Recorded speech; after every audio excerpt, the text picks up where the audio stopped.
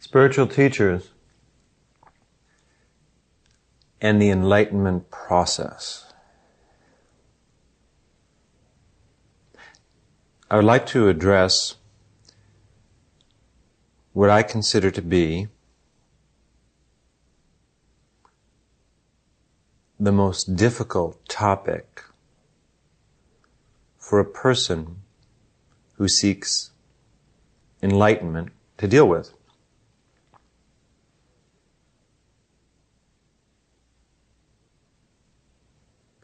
There are different types of spiritual teachers.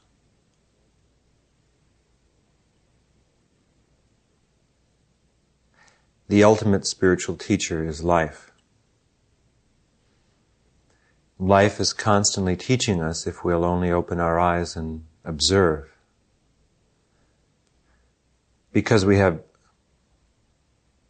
so much, such a large self, such a developed personality and persona, we don't really see. We see ourselves. We're always basing everything that we see in life on a comparison with our own views, our feelings, our ideas. It's only after the self has been swept away that we can really see. Otherwise, everything is colored by our own perceptions. But when we are no longer a separate, finite individual, then all there is the universal real.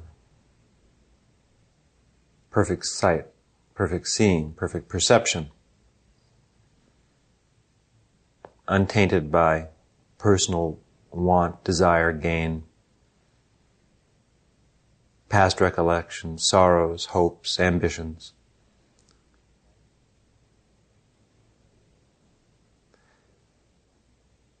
Life is the teacher. We're a part of life. We are the teacher. Our own body, our mind, the aging process, all of these things are teaching us. We learn to listen to the wind. The wind is a wonderful teacher. You could learn much more from the wind than from myself, unless I happen to be the wind. Which I am some days. The earth, the water, all of the elementals, the things that go to make up this universe, teach us. Each has a force, a power. Human beings teach us all the time. We can observe them. They're all our spiritual teachers.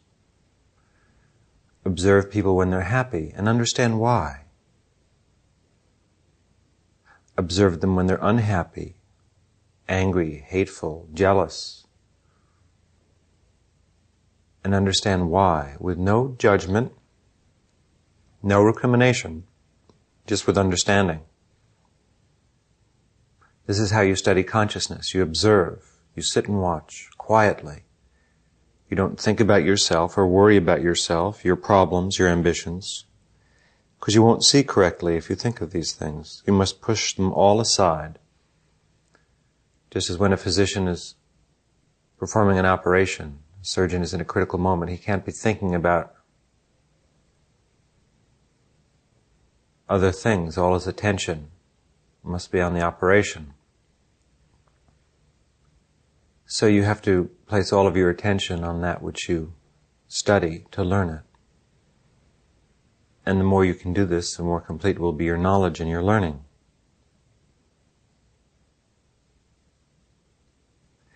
Every moment, every day is an opportunity to learn, to observe what I call the theater of the soul. The orchestrations of eternity. If you're by yourself, you can watch yourself.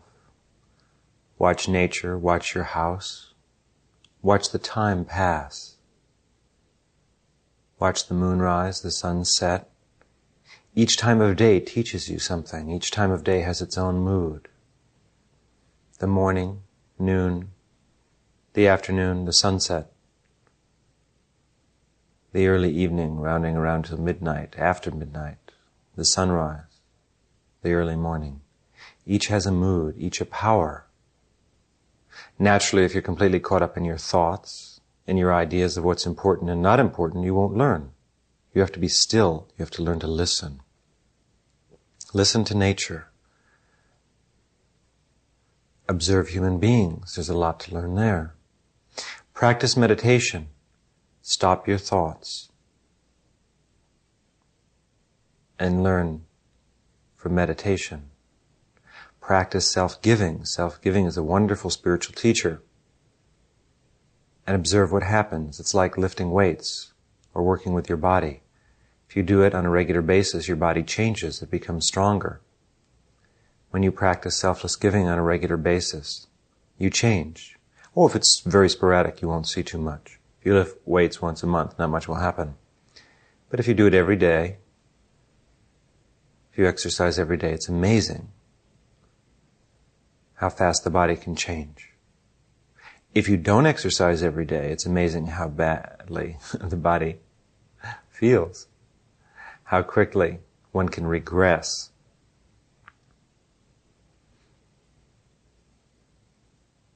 Practice compassion. Compassion is a wonderful teacher. Compassion means loving without attachment, caring, but not trying to lead other people's lives for them.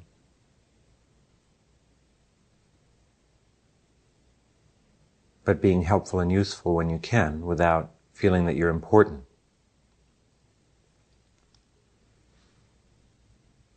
You can always learn. There's so many teachers. The birds teach us when we watch them fly. Love teaches us. Hate teaches us. Everything. There's so many teachers. Anyone who says they don't have a spiritual teacher is so wrong. You have infinite teachers. Everywhere there are teachers. Books teach you. Movies teach you. There's so much to learn if you'll only watch and observe. Naturally, there are human teachers. Teachers who specialize in teaching us not simply factual information as they do at the university, but they teach us how to learn about life, how to be independent, free, and strong. These are spiritual teachers. Spiritual teacher teaches us about spirit, about the formless, and how that relates to this world, to the form. There are different classes of spiritual teachers. But from my point of view, there are only 3 classes. Some people make larger divisions. Unenlightened spiritual teachers, enlightened spiritual teachers, and harmful spiritual teachers, or ignorant ones. Unenlightened spiritual teachers are persons who have a type of knowledge which they may have gained in past lives or in this lifetime. They themselves may not be really capable of doing everything they can see or know. So, for example, your teacher may say, well, lead this kind of life and you'll be happy and free. And they themselves may not be able to lead that kind of life completely. But they're not hypocrites, not at all. We must be more cosmopolitan in our view. Because what they say may be true. Now, if they pretend to lead that type of life and don't, then they're hypocrites. Your coach, if you're a runner, may be able to help you run very fast and to win in the Olympics. The coach can't necessarily run very fast himself or herself. They don't need to be a good coach. Certainly it would be helpful if they had run themselves, so they would understand what it's like. But they don't have to be the fastest runner in the world to be able to help you run. They just have to have the knowledge of how to run and be able to transmit it. So these are unenlightened teachers. They may be able to do some of what they teach. They may not be able to do all of it. They're sincere, and they are not capable of leading you to enlightenment. Only an enlightened person can do that. Or God will do that directly.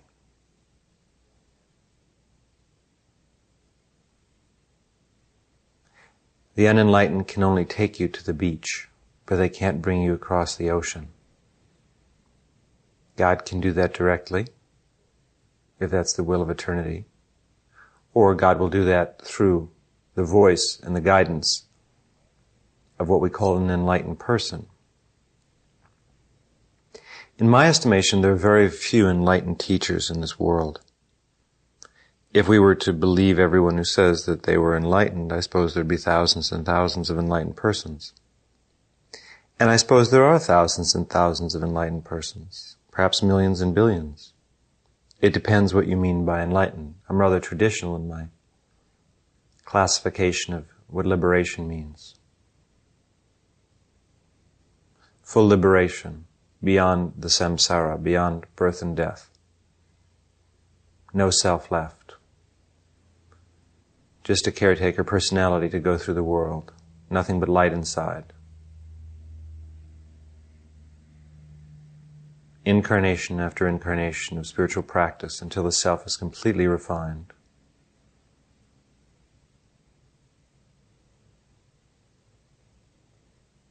Absorption in nirvana. Continuously, inwardly, and outwardly sometimes completely. And so on and so on. In my estimation, at this time, there are 12 fully enlightened teachers in this world, of which I am one.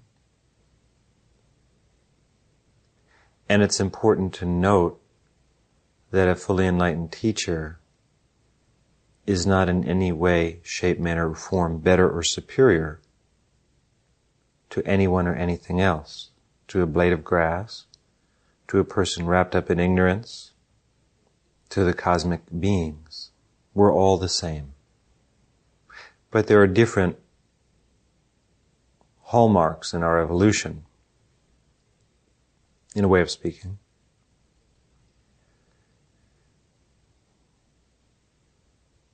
Think of the fully enlightened teacher as the 12th degree black belt in martial arts. Maybe there are just 12 of them in the whole world.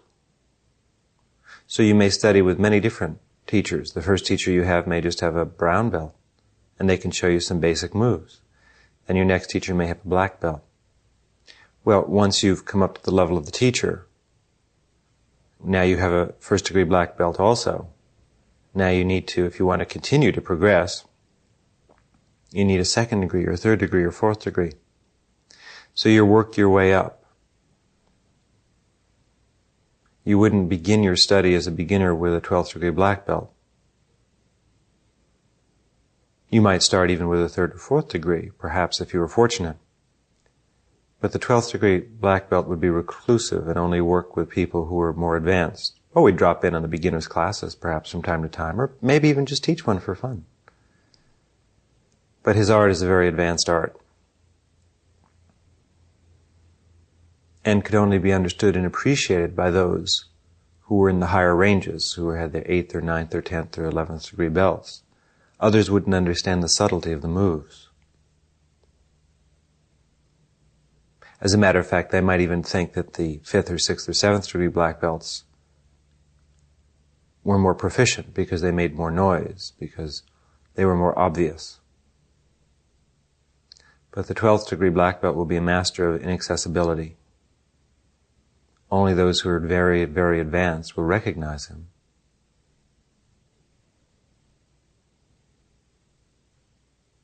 And they will be drawn to study with such a person and learn. So it's not necessary to study with a self-realized person for most people. Most people should content themselves with the best teacher they can find and feel and know that when the time comes, you will be directed to a self-realized teacher when it's necessary. One should not be so egotistical to think that it's necessary simply because one wants it to be. Life knows what it's doing. Trust it. When you are ready, you will be directed. But perhaps you need humility. Perhaps you have to wait. When the time comes, the door will open. Now, I say there are 12, and they're really all the same. In this earth at this time, 11 of them are men and one is a woman. However, we're trying to change that. Even it out a little bit more. That's history.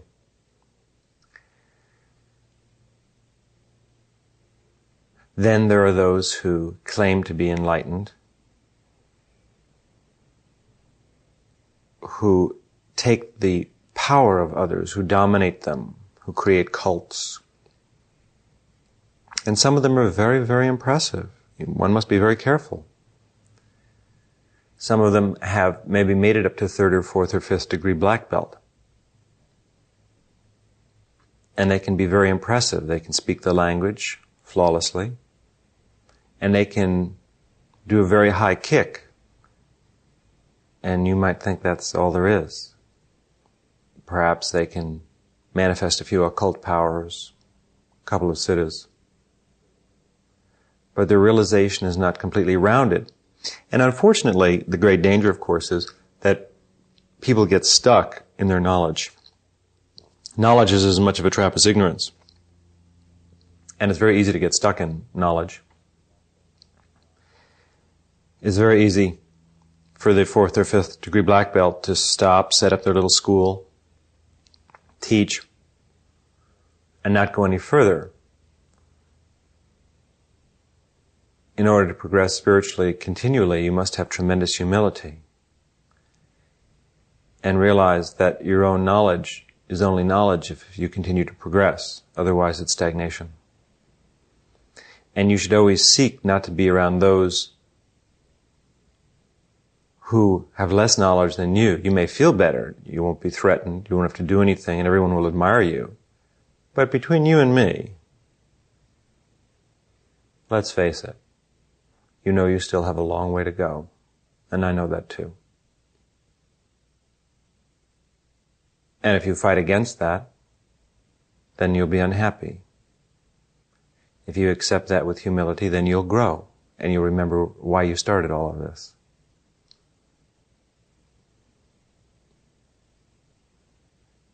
But you definitely cannot fool me. I know. I've done everything that you've done. I've gotten stuck in all the places one can get stuck. Made the mistakes. Had incarnations of delay. And then learned the way. Remembered it again.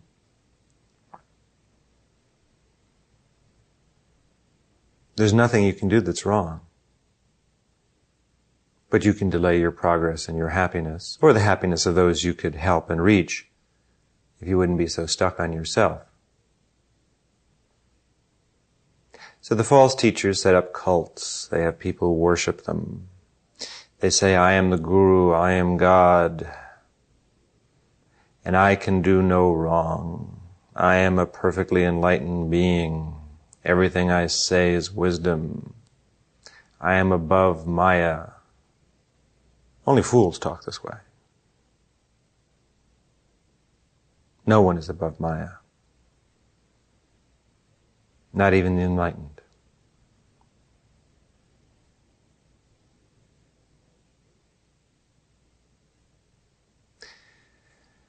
And they're convincing, because a person seeks truth. They want to know what's right. They're very sincere. And you go to these teachers. They speak knowledgeably. You might even feel some sensations when you're around them, a little bit of power. And if you don't know better, you might think they're enlightened. And they'll tell you wonderful things about yourself to flatter your ego. But you will see, while you may experience a lot of growth with these people in the first year or two, after a while it'll slow down to a snail's pace. And then you'll discover, hopefully, if you have the humility to realize that eventually, that it wasn't they who gave you the growth, it was you. It was your own aspiration. You were so happy to attribute all your wonderful growth to the teacher, but it wasn't the teacher at all. The teacher didn't have that much power. All the teacher did was fool you and took credit for what you did. There are a lot of these teachers. Or when they have vast followings, but they lack integrity. They lack humility and purity. They've forgotten. They no longer care. They surround themselves with a small group of people who are not a threat.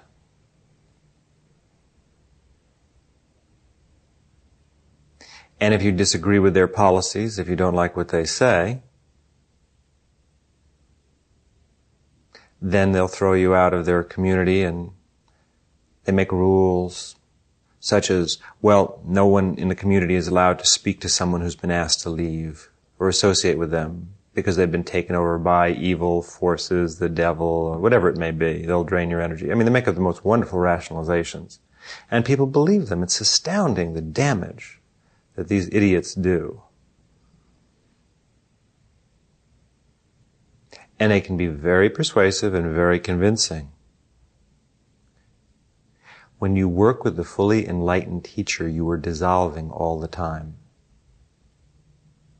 You won't feel wonderful all the time, but you will change constantly. And as time goes on, the changes will become faster and faster. Now, naturally, a person has something to do with it. A person can resist the process and therefore slow it down, not meditate, not participate. Naturally, then, you have to assume some responsibility for your lack of spiritual progress. But even so, when you meditate with an enlightened person, if you're in the room when they meditate, or outside with them, you will change. The radiance is too strong. It's like going into a particle accelerator, standing in front of a radioactive isotope. It's going to affect you. It has to. When you meditate with a person who's truly self-realized, you will see them surrounded by a glowing golden light. You may see other lights, but the sign of realization is the golden light. It's luminous and very light. It's very refined. It doesn't necessarily have to be flashy. And you will feel a still presence of eternity if you listen. Oh, some people come to the enlightened teachers and they see and feel nothing. Obviously, Christ was crucified. Do you think the people who pounded in the nails, who laughed and jeered, saw anything? No, everyone doesn't see enlightenment. You have to be sensitive to it. There are people who come to see an enlightened teacher and they've meditated for 3 or 4 or 5 years, or they've done what they think is meditation. They've just been dabbling, actually. And they say, well, I didn't see anything, I didn't feel anything. How could they be enlightened? I'm so wonderful, I'm so perceptive, I'm so knowledgeable, I can tell an enlightened person instantly. What vanity. Very often it's hard to recognize enlightenment, unless you're very advanced spiritually. You have to sit with it for a while, because it's subtle. It's not obvious. It's very subtle. Occult power is obvious, it's flashy. The siddhas are obvious and flashy, but enlightenment is quiet. An enlightened teacher uses the siddhas, and it's flashy sometimes. But ultimately, they're just very quiet. They take on all forms, all personality structures are at their beck and call. They use whatever one they need to help their friends progress. But when they're by themselves, or with people who they love, who have great purity, who they can be close to, it's not painful to be with them. They're like little children. They just laugh and play. with the universe. They can be the most awesome, powerful beings in the world. And then just like children, there's an innocence there, a humility. At the same time, they're not afraid to confront someone, to take on the whole world if necessary, to yell at someone, anything to help a person with their enlightenment process.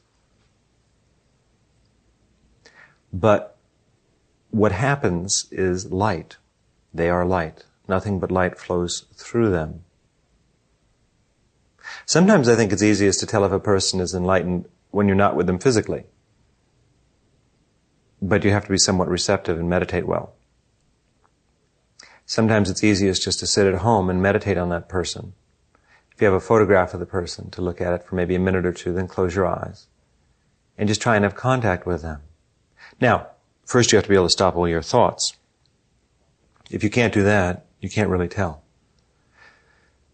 But if you can stop all your thoughts for 5 minutes or so, when you meditate, clear yourself completely, then when you focus on them, you'll have a very profound experience. Because you'll be right with them, in the room with them, wherever they are. And you'll just feel a quietude. Don't look for flash. And don't be fooled by their appearance. Truly enlightened people are characters. They're the most unlikely looking people. Everyone has an image of what an enlightened person will be like. And I assure you, it won't be like the image. Unless they're just playing images one day. Each one is different, and they change constantly. There's no set form. Each time you see them, they'll be a different person. There'll be some repetitive patterns, repetitive caretaker personalities that they use. But then if you were to go and see them with another group of people, you'll see them in a different way. They're dreamers, enlightened people. Whatever dream the people happen to have therewith, they enter into that dream and become it. And they do it so cleanly and completely that no one can tell. Then once they're within the structure of the dream, they try and teach the people to go to the high end of the dream, or then to change dreams, or to go beyond dreaming to nirvana.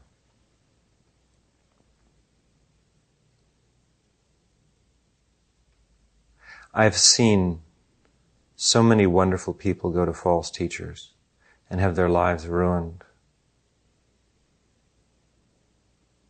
Place all their faith and trust in them, give the teachers their possessions, leave their families for the teachers, only at the end, possibly to realize, if they can, if there's enough of them left to realize anything, after they've been so psychologically brainwashed, that they've made a terrible mistake, that the teacher was selfish all along, played piety, made rules, made demands upon the students that the teacher didn't live up to. The teacher wasn't interested in the growth of the students. The teacher didn't place the welfare of the students above and beyond their own. Oh, they may say they do and quote the right scriptures. But the test is always kindness. Real spiritual teachers are exhausted all the time. They're beat. This may not fit with your picture of enlightenment, but they have to be. They're always working for others. Oh, when they're absorbed in complete meditation, they dissolve, they disappear, they're gone, no forwarding address, nothing but light. But when they move into the field of action, into this world, they have to use every moment for the welfare of others, either in conditioning themselves so that they can be of more use, or in actual service. Both are service. There is nothing else matters, but to serve eternity.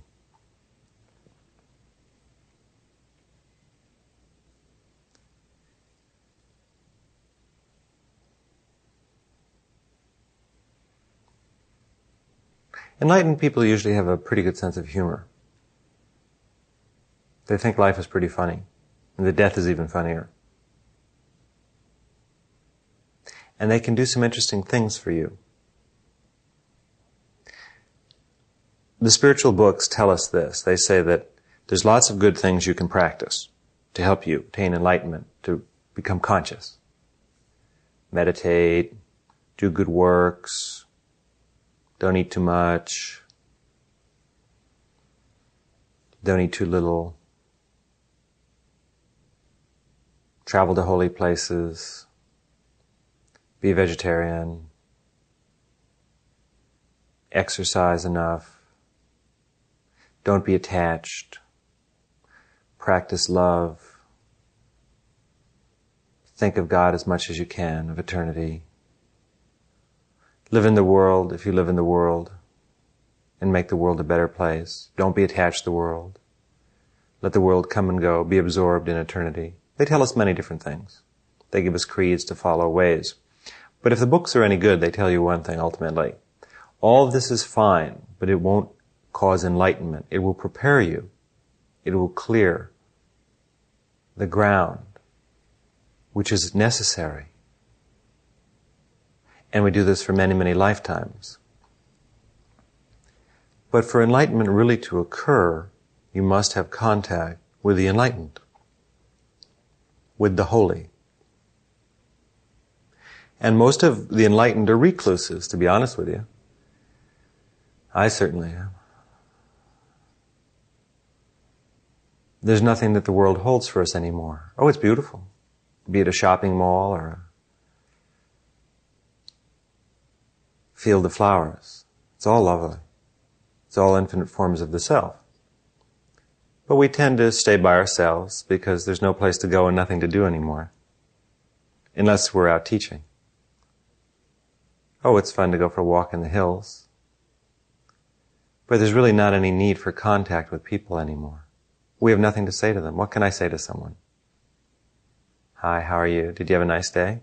Hope you're feeling better.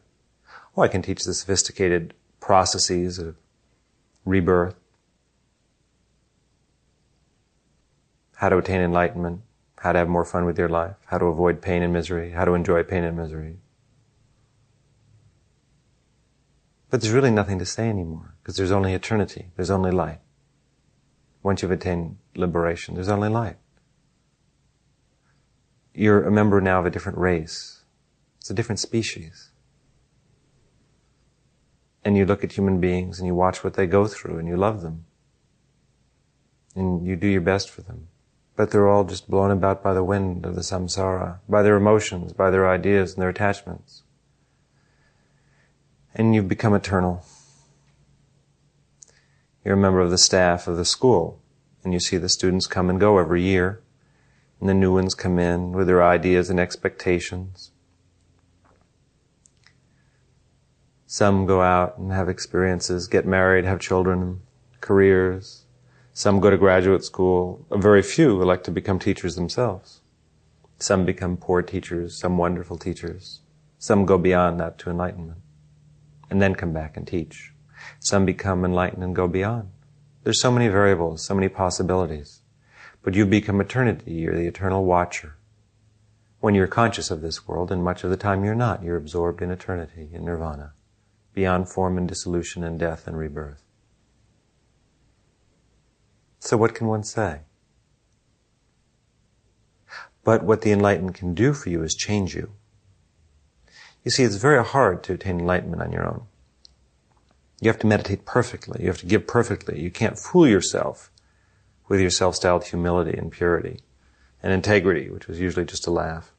Well-intentioned, but doesn't go very deep, because you have no sense of what deep is.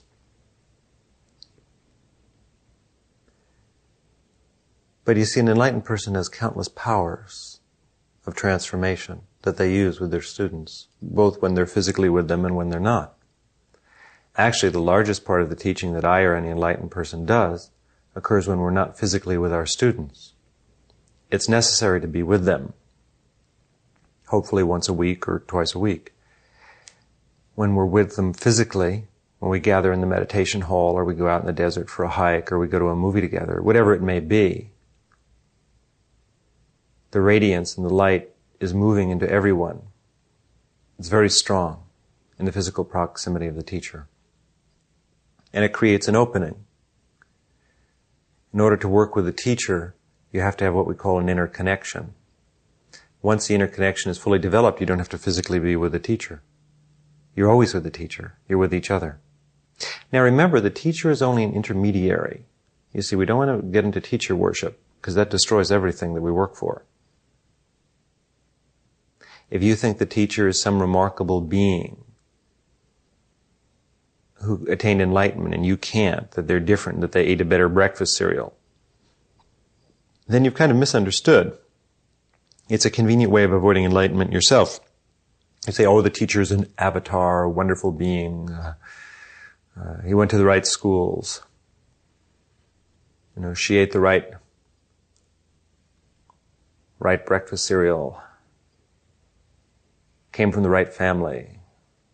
That's why she or he attained enlightenment and I didn't. And what can a poor soul like myself do? I'm lucky just to be around such a person. Oh, let me worship them. They're marvelous. What trash. Has nothing to do with enlightenment. All you're doing is saying they're special and I'm not. That way I don't have to do the work. Hey, they were just like you. I'm you. We just kept going to school, that's all. We didn't quit. And we worked harder and harder. Even when it was difficult, even when it was easy, we just kept working. And when we made mistakes, we made them. And then we got over them and went back in and worked some more. It's just a lot of work, that's all, to attain liberation. But if you love the work, it's not so hard. It takes time, but you've got all of eternity,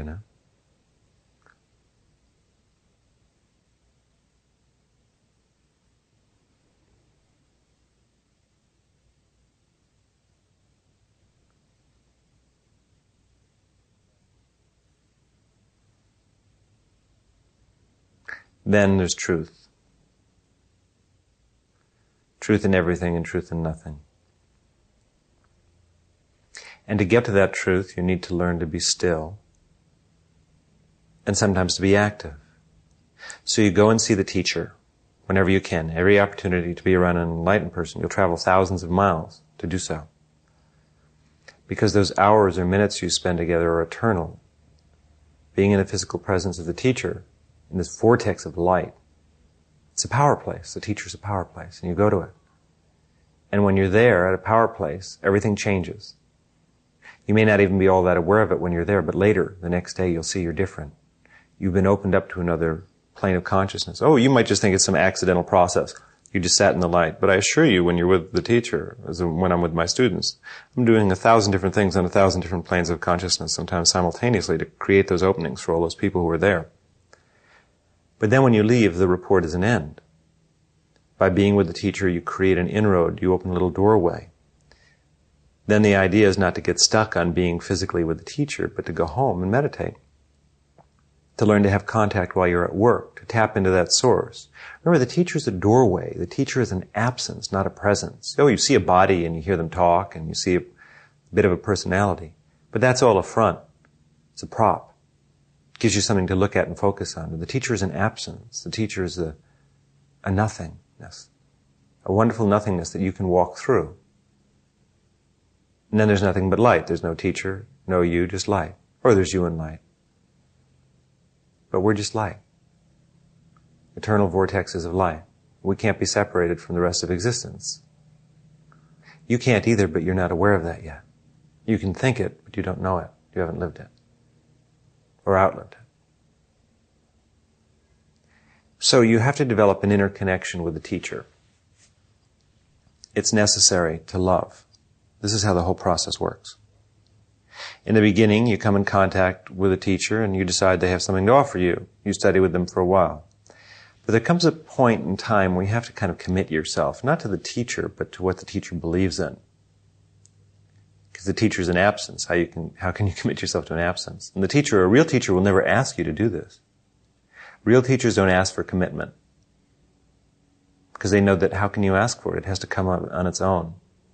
How can you demand love? It has to grow in its own way. Real teachers are wise. They know the human species very well. Oh, they play dumb a lot. So people can still relate to them. And then, of course, there's the emperor's new clothes, or the false teachers who say that when they make mistakes, they're playing dumb so people can relate to them when actually they're just dumb. It's tricky. It's very tricky. You have to have a pure heart to tell, and even then you can be fooled. I've been fooled. In this life, I studied with a teacher who claimed to be fully enlightened before my own realization returned for many years, and gave the teacher my heart, mind, body, and soul completely. And I was fooled. But it didn't hurt me. My own aspiration kept growing and increasing. And then I started to go into samadhi, day after day, night after night, year after year. Dissolution after dissolution, and the realization came back from other lives. Of course, I've been a spiritual teacher in hundreds of lifetimes.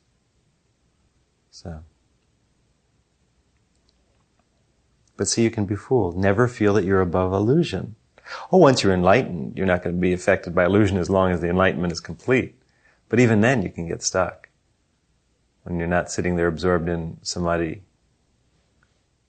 But stuck is eternity too. There's as much light in ignorance as there is in knowledge. Just a different form. Not to worry so much about it. So you develop an inner connection with the teacher. It's really essential. And you can only do it through your hard work and your integrity and your caring. And the teacher always sees. Remember, if you're dealing with somebody who's really enlightened, they see everything. Oh, not the time you spent this afternoon by yourself. They don't have a knowledge of the things you do. But when I look at someone, I see the composite that they are. All their past lives, presents, and futures. Not in terms of events. I don't know what you did when you were in Egypt 2 lifetimes ago. I can look it up if I want to. But who's got the time? It's not necessary, because what I can see is the result. Your current state of evolution. The strands of being that you are. And how to turn them around and inside out. And redo them over and over again. So that they become more and more refined until enlightenment is a reality for you. But, there's this great concept that people have that if you go to an enlightened teacher and you sit down with them and meditate, that's all it takes. Oh, I'm just going to sit here with my beloved teacher. And that's all it'll take. I really hate that phony devotionalism, tacky stuff. Really, the real saccharine spirituality bothers me. It lacks clarity and humility and laughter.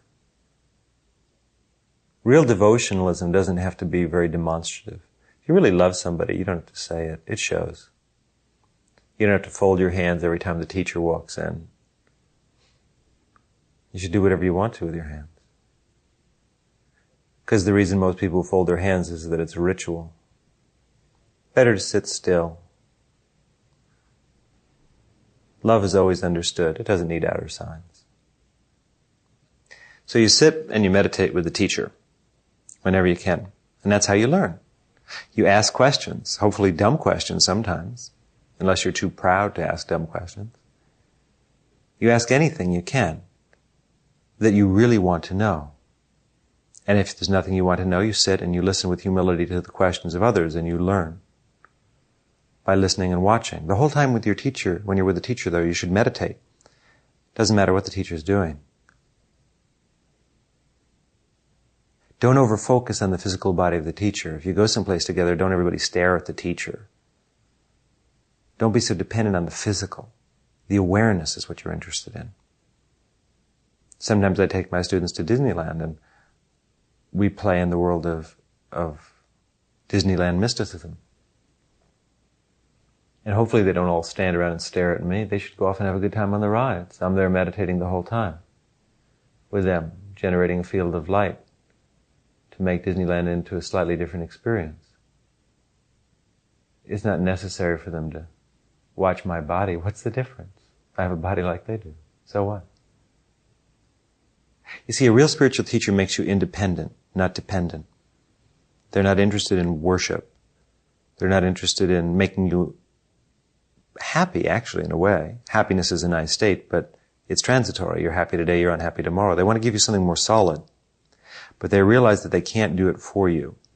Oh, if you want a father figure or a mother figure, go out and find one. But a real spiritual teacher is your friend, it's your buddy, it's your comrade. They deserve respect only because if you don't respect them, you won't respect what they say. And you need that respect to access the light. But they can't do it for you. You can't just go to the teacher and smile and love them and that will do it. Well, that's nice. It's nice that you love them. It's nice that you smile. But you have to work out your own realization with their guidance and help. But simply being there is not enough. It's nice to be there. If you have to be somewhere, you might as well be with the enlightened. I mean, it does rub off. Keeping company with the holy definitely transforms you, but it won't cause enlightenment. But it might get you started. But then you have to, over a period of time, realize that, well, time to change, time to die, time to be reborn in this life over and over again. You have to take up the cause of the teacher, whatever it is, if you really believe in it. and work with the teacher, help them with what they do, with their work in the world. And by doing so, you'll stop thinking about yourself and your enlightenment and your happiness and your unhappiness, and you'll get absorbed in the work, and the work is light, and the light will enter you, and you'll be transformed. It's work. That's how it all happens. And the work is all done because of love. The whole basis of the relationship is complete trust and love, which develops not all at once. I never trust those quick lows, to tell you the truth. They come and they go. Real love grows over a period of time. As you work with the teacher and you see your life change, when you see that their motives really are pure, and you throw your suspicions aside, then the love begins, the connection begins. You learn each other's names. If your spiritual teacher does not know your name, you're in hot water. It means that you're on the outer periphery of the student body, which is maybe where you belong for a while. But if they don't know your name, personally, then they're working with you, perhaps very profoundly, inwardly. But you haven't reached a close level of contact yet. So you have to give them something to help them know your name. And the way you do that is by being fantastic. You have to be a fantastic student. You have to glow, you have to meditate well, you have to do profound acts of self-giving. Then they learn your name. There's a reason to learn it. Till then, you're an interesting commodity. You're someone they're working with, but you're with a 12th degree black belt and you're still out in the 1st or 2nd degree. There's no need to know your name. They can just show you some basic things and you have to work on them. Most of the teaching is not done physically, as I suggested before. It's done inwardly.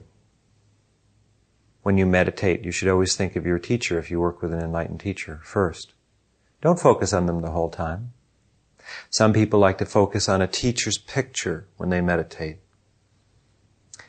It's neither a good nor bad practice. I don't recommend it to my students only because I know that most of them would start looking at my picture when they meditate and they'd become dependent upon it. And it would be kind of culty, in my opinion. It does work. But I don't think people should do things just because everybody else does them. It has to be something that you want. I don't think it's wrong if you like to do it, if you like to meditate on a picture of your teacher, but you shouldn't do it the whole time throughout the whole meditation. That's ridiculous. You might want to look at their picture for a couple minutes to begin with, and if that helps you connect with their consciousness, then you can close your eyes and meditate. But I don't even think you need the picture, personally. I think the thing to do is to chant their name maybe 7 times, 9 times before you meditate, either silently or out loud. Think of them. Think of it the last time you saw them or a neat meditation you had with them. And that will access their consciousness. Then close your eyes and meditate. See, it's so easy to get stuck in the image of a teacher and forget that they're not the body. They're light. But your teacher will guide you in all your meditations if you choose to be guided. The teacher will visit you in dreams. Very often I go out and visit my students or just people out in the world in dreams, in my dream bodies, and give them instruction, show them things. However, if the teacher gives you a particular piece of advice that's important in a dream, you should always check with them to make sure that you didn't fabricate it with your own mind. I've had students who say, well, gosh, you came to me in a dream and you gave me my spiritual name, or a mantra or something, and it's been nonsense. I didn't do that at all. Whereas other people have had dream experiences that have been very valid and very real, where I've actually come in my dream body and visited them and shown them different things. A lot of the things that I have to teach people I can't teach on this earth. Their minds can't understand it, so I come in dreaming, so in the astral I can explain things, most of which they usually forget by morning when they wake, which they should. The physical mind can't contain it, but other parts of their being will remember. They'll just vaguely remember that we talked.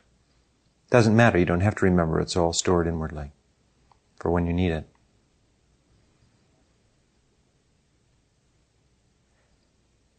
After a period of time, when you're really getting closer to enlightenment, you have a closer association with the teacher. It has to happen. You need to spend more time together.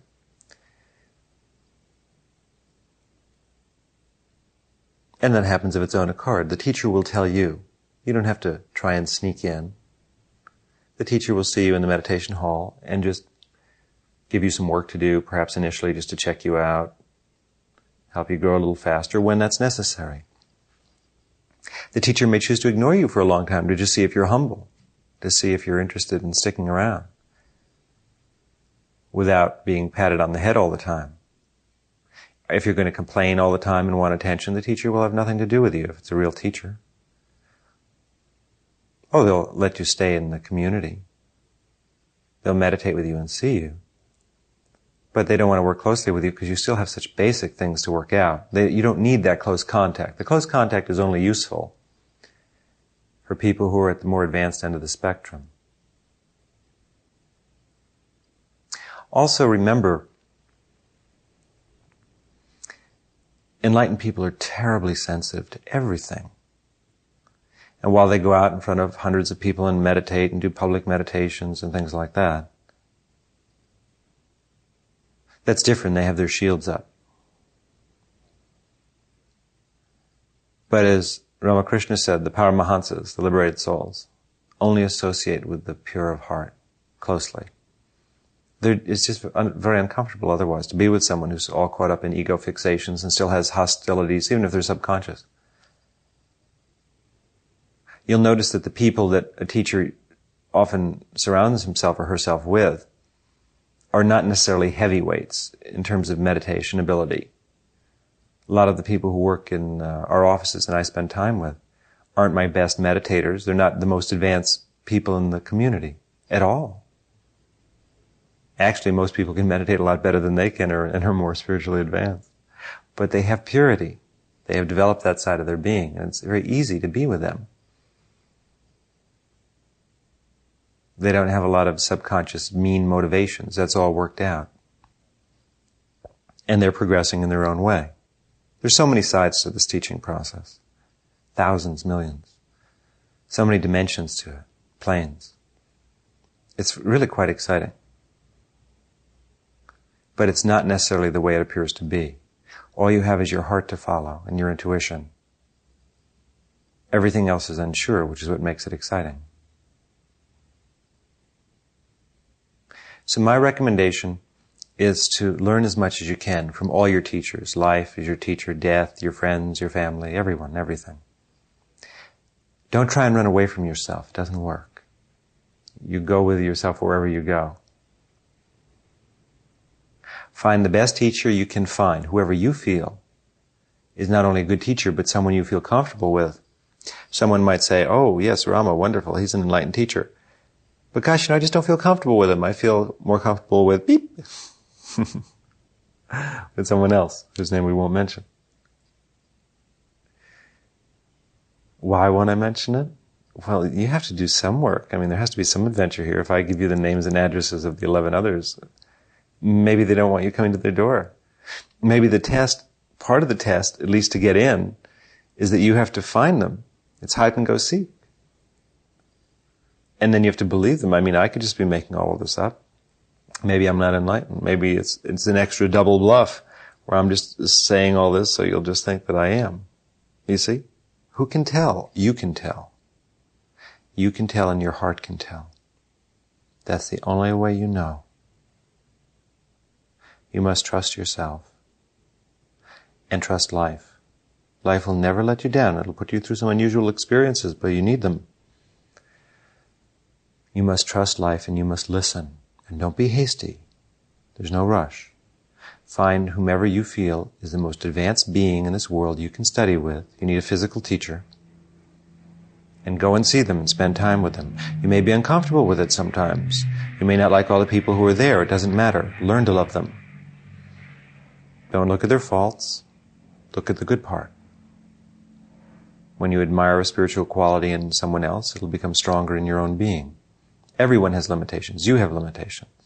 I have limitations. So what else is new? Look at the bright spots. Look at the sunrises and the sunsets. Look for the beauty. We all know about the horror. Follow the light. And if you're not meant to have a fully enlightened teacher at this time, be humble, accept that. It's not time. It wouldn't help you. Do you think God is going to hold that back from you when it's time? Eternity does everything perfectly. When your hour comes up, it'll be there. Till then, there are other things to learn. Don't complain.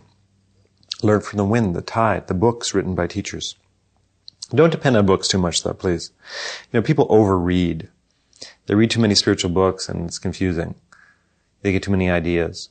Find a few good ones and read them again and again. I have 12 that have influenced me profoundly. And I just read them again and again. Oh, I like to dabble and read this and that. But I'd rather read a good novel, to tell you the truth, or go to the movies. It's hard to find books that are high enough, is what I'm suggesting. Most of them are very dogmatic.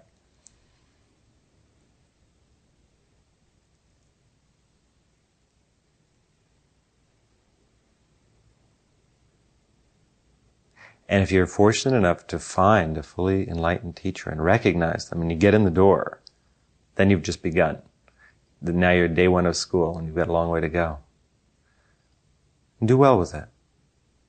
Be excellent. Have spiritual dignity and poise. Avoid in-groups. It'll just slow you down. There are no in-groups. The in-groups are the out-groups in spiritual practice. The cliques, all they do is hold themselves back. The people who do the best are independent individuals who love others and see others, who make friends, but who are too busy growing to get wrapped up in these little personality cliques. Try not to associate with the same people all the time in your spiritual group. It gets rusty fast. You hold each other. If you're seeing the same people all the time, when you see each other, you see the way you were the other day. You hold each other back. You fixate each other with your ideas. You should be introducing new people into your life constantly. Well, if you have a few people who you just click with, that's wonderful. But click with them, don't be a clique.